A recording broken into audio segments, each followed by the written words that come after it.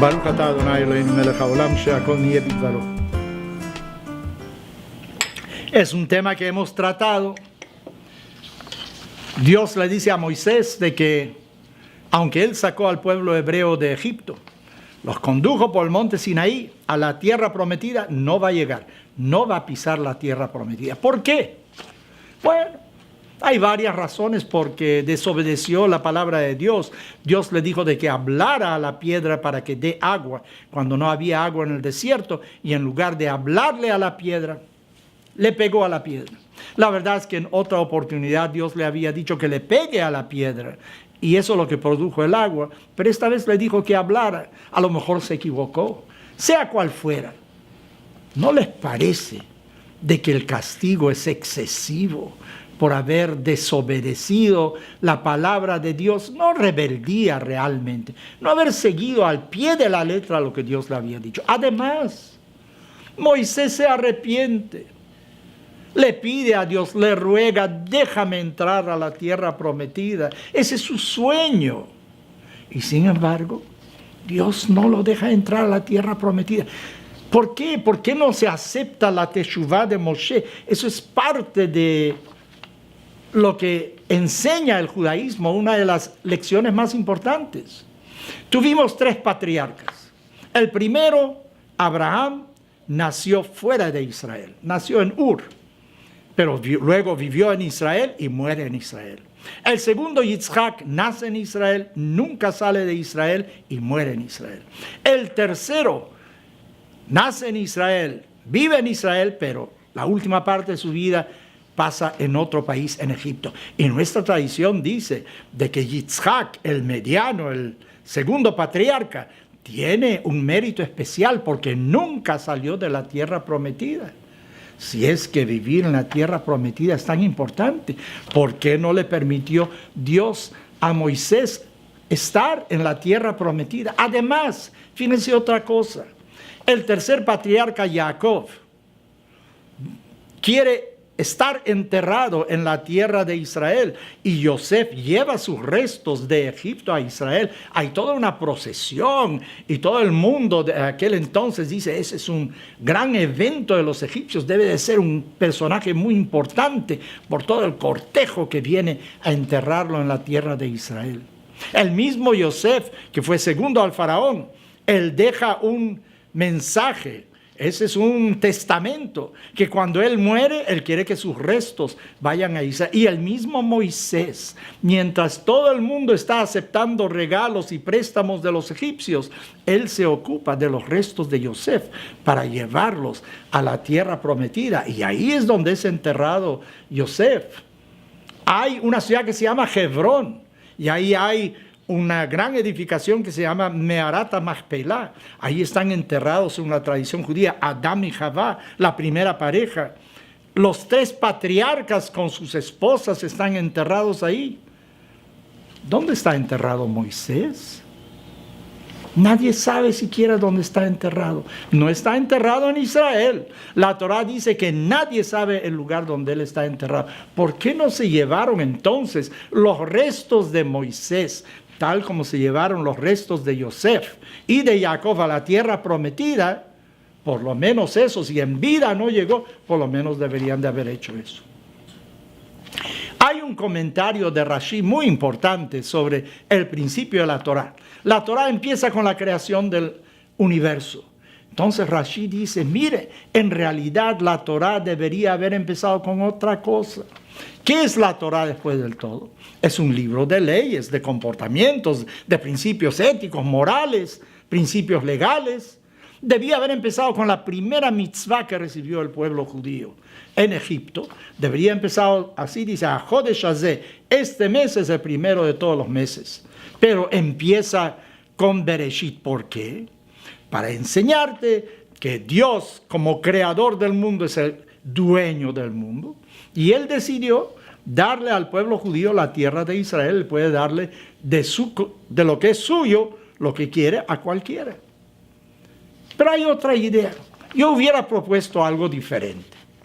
¿Saben dónde debía haber empezado la Torá? La Torá debería haber empezado con Abraham, porque Abraham es el padre del pueblo judío. Las generaciones antes de Abraham no se comportaron bien. Había robo, había una destrucción del mundo, el diluvio aparentemente porque la gente se había desviado de los principios elementales.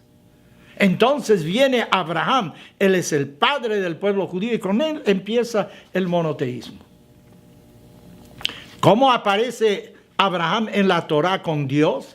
De repente Dios le dice a Abraham, Vayomer Hashem el Abraham, Dios dice a Abraham, Lech lecha, vete de donde naciste, del hogar de tus padres, a la tierra que te voy a enseñar. Y Abraham siente una atracción por la tierra prometida.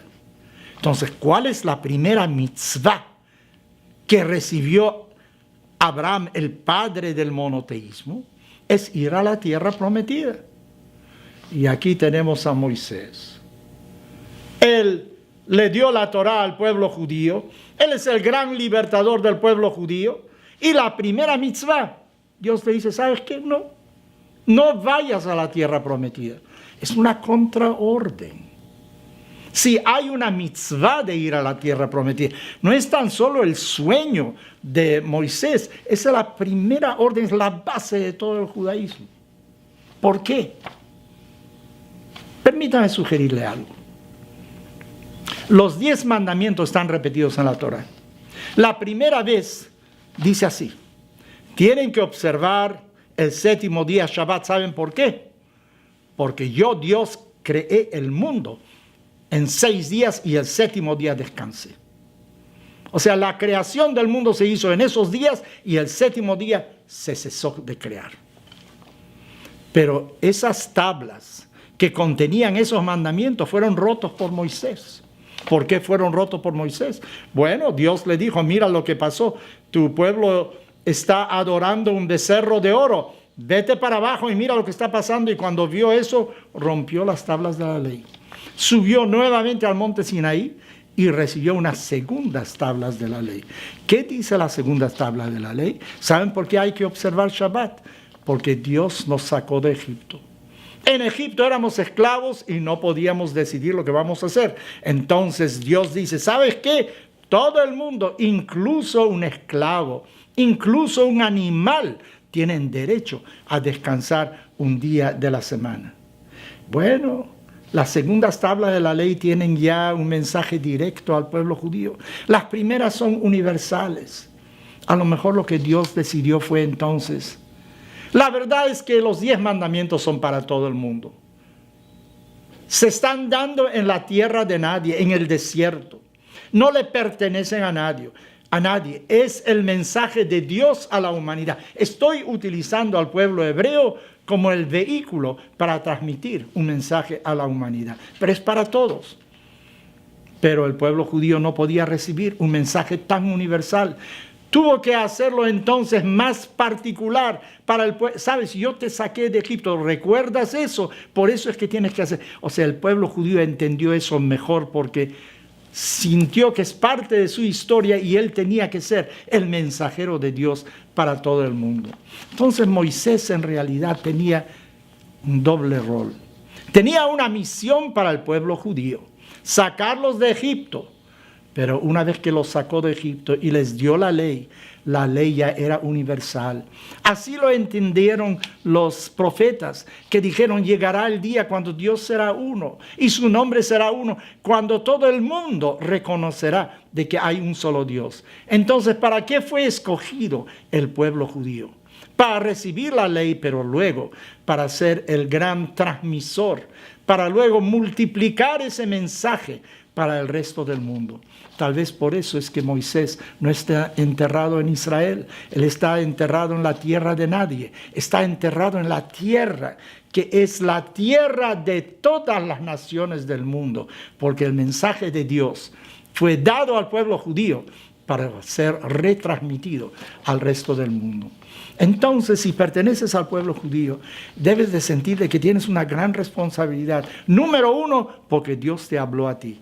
Y número 2, porque tienes una misión de traer ese mensaje al resto del mundo. ¿Cómo lo puedes traer? ¿Tienes que buscar conversos? No, porque yo creo que cuando tú tratas de invitar a otras personas a unirte a tu fe, eventualmente usas métodos coercivos, los obligas a hacerlo.